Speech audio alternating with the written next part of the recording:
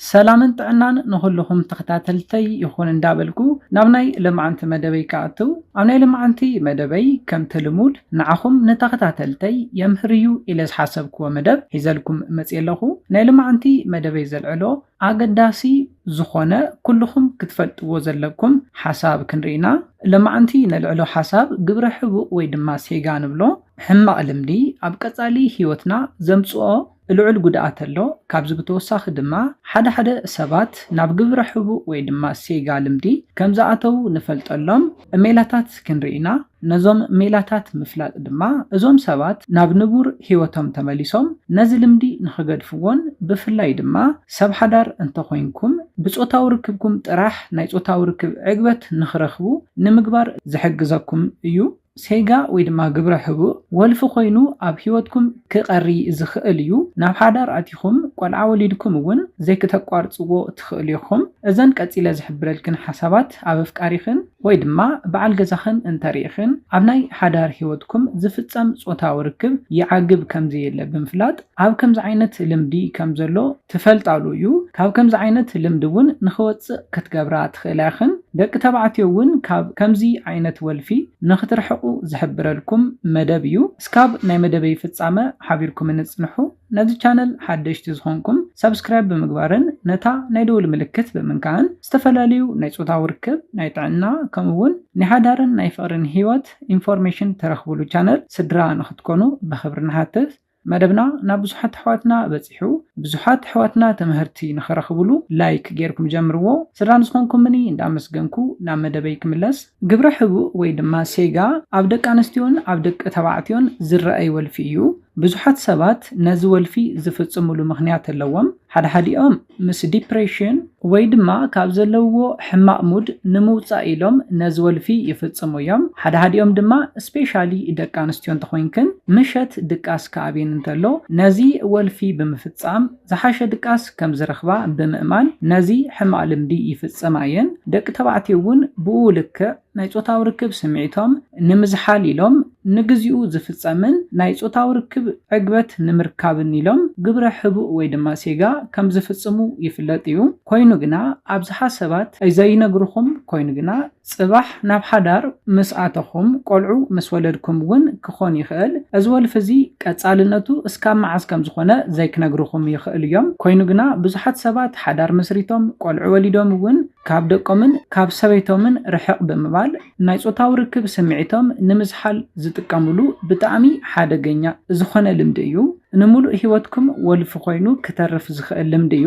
ቀፂለ ዝሕብረልክን ምልክታት እንተሪኢኽን ብጾታዊ ርክብኩም ይዓግብ ከም ዘየለን ናብ ግብረ ሕቡእ ይኸይድ ከም ዘሎን ክትፈልጣ ኣለክን። ካብተን ምልክታት ዋላ ሓደ ምልክት እንተሪኢኽን እውን ናይ ጾታዊ ርክብ ስምዒቱ መፅኡ ምዃኑ ብምፍላጥን እስካብ ዝደልዮ ድማ ናይ ጾታዊ ርክብ ንምፍጻም ብምፍቃድ ካብዚ ሓደጋ ክተውፅዮ ትኽእል ኢኺ።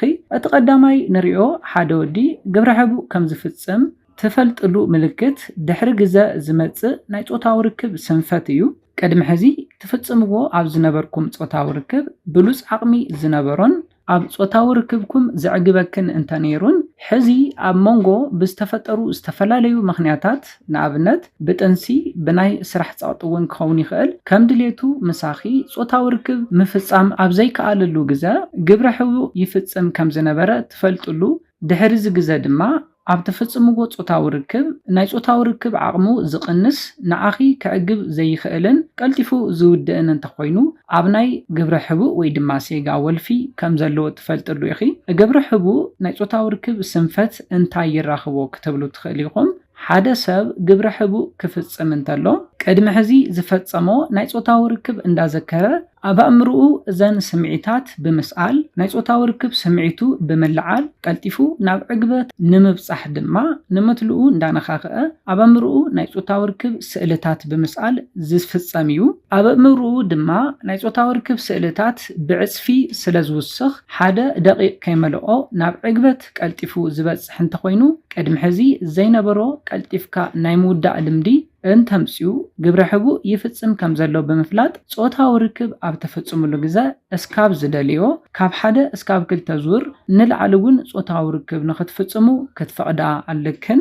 ነዚ ብምፍቃድ ናብ ግብረ ሕቡእ ንኸይኣቱ ብምግባር ካብ ናይ ግብረ ሕቡእ ሓደጋ ክተድሕንዮ ትኽእል ኢኺ። ኮይኑ ግና ሓደ ደቂ ተባዕትዮ ዋላ ግብረ ሕቡእ ዘይፈጸሙ ቀልጢፎም ዝውድኡ ደቂ ተባዕትዮ ኣለዉ። ነዚኦም ድማ ደጋጊምኩም ጾታዊ ርክብ ብምፍጻም ናይ ጾታዊ ርክብ ዓቕሞም ንኽውስኽ ብምግባር ዝበለጸ ኣብ እዋን ጾታዊ ርክብ ንኽጸንሑ ክትገብራ ትኽእላ ኢኽን። ስለዚ ኣብ ሓዳር ህይወት እንተሃሊኹም ናይ ጾታዊ ርክብ ዕግበት እስካብ ዝረኽቡ ጾታዊ ርክብ ንምፍጻም ክትፈቕዳ ኣለክን። ናብ ናይ ግብረ ሕቡእ ልምዲ ንኸይኣቱ ስለ ዝከላኸል እዩ። ከምኡ እውን ካብ ኣትየሞ ዘለው ናይ ግብረ ሕቡእ ልምዲ ንኽወፁ ስለ ዝሕግዞም እዩ። ኣብ መበል ካልኣይ ንሪኦ ሓደ ሰብ ኣብ ናይ ግብረ ሕቡእ ወልፊ እንተሃልዩ ዘርእዮ ምልክት እንታይ እዩ? ብጣዕሚ ትሑት ዝኾነ ፊዚካልን ሜንታልን ዓቕሚ ይህልዎ እዩ። እዚ ማለት ናይ ሰውነትን ናይ ስነ ኣእምሮውን ጉልበቱ ኢነርጂኡ ማለት እዩ ዝህልዎ ድኽም ዝበለ ኢነርጂ እዩ። ግብረ ሕቡእ ምፍጻም ዋላ ከም ጾታዊ ርክብ ኣይኹን ልዑል መጠን ዘለዎ ካሎሪን ካብ ሰውነትና በርን ንክኸውን ይገብር እዩ። እዚ ድማ ሰውነትና ኢነርጂ ንኽስእን ይገብሮ እዩ። ካብዚ ብተወሳኺ ድማ ናይ ኣእምሮ ጥንካረና ዝደኸመ ንክኸውን ይገብር እዩ። ኣብ ዝተፈላለዩ ምንቅስቃሳት ዝነበረና ቅልጣፈ እውን የስእነና እዩ። ኣብ ዝተፈላለዩ ስራሓት ዘለና ፍጥነት እውን እንዳደኸመ ንክኸይድ ይገብር እዩ። ስለዚ እዘን ምልክታት እውን ኣብ ናይ ሓዳር ህይወትኩም ዘርኢ እንተኾይኑ ኣብ ናይ ግብረ ሕቡእ ልምዲ ከም ዘሎ ተፈልጣሉ እዩ። ቅድሚ ሕዚ ይፍጽሞ ካብ ዝነበረ ጾታዊ ርክብ ፍልይ ብዝበለ መልክዑ ኣብ እዋን ጾታዊ ርክብ ዓቕሚ ጉልበት ዝስእን እንተኾይኑ ሜንታሊ እውን ዓቕሚ ዝስእን እንተኾይኑ ኣብ ምንቅስቃሳት ዝህቦ መልሲ ድኽም ዝበለ እውን እንተኾይኑ በቲ ተፍጽምዎ ጾታዊ ርክብ ዕግበት ብዘይምርካቡ ናብ ናይ ግብረ ሕቡእ ወልፊ ከም ዝኣተወ ዘርኢ ምልክት እዩ። ስለዚ ነዘን ምልክታት ኣብ ኣፍቃሪኽን ኣብ በዓል ገዛኽን ኣብ ትሪኣሉ ግዜ ኣብ ናይ ግብረ ሕቡእ ወልፊ ልምዲ ከም ዝኣተወ ብምፍላጥ ናብ ዝነበሮ ዓቕሚ ንኽምለስ እስካብ ዝደልዮ ዙርያ ብዝደልዮ ዓይነት ናይ ጾታዊ ርክብ ናይ ፖዚሽን ዓይነት ንኽፍጽም ብምፍቃድ በቲ ተፈጽምዎ ጾታዊ ርክብ ዕግበት ንኽረክብ ብምግባር ናይ ጾታዊ ርክብ ስምዒቱ ንኽዓግበሉ ብምግባር ናብዚ ሕማቕ ወልፊ ንኸይኣቱን ካብዚ ሕማቕ ወልፊ ንኽወፅን ክትገብራ ትኽእላ ኢኽን። እዘን ምልክታት ብምፍላጥ ነፍቃሪኽን ንበዓል ገዛኽን ካብ ከምዚ ዓይነት ፀገም ክትከላኸላ ዝሕግዘክን ኢለ ዘዳለኽዎ መደብ በዚ ክዛዝም። ደቂ ተባዕትዮ እውን ምስ በዓልቲ ቤትኩም ተፈጽምዎ ጾታዊ ርክብ ዕጋባይ ንኽኸውን ምይይጥ ብምግባር ካብ ከምዚ ዓይነት ወልፊ ክትወፁ ከም ትኽእሉ ክትፈልጡ ኣለኩም።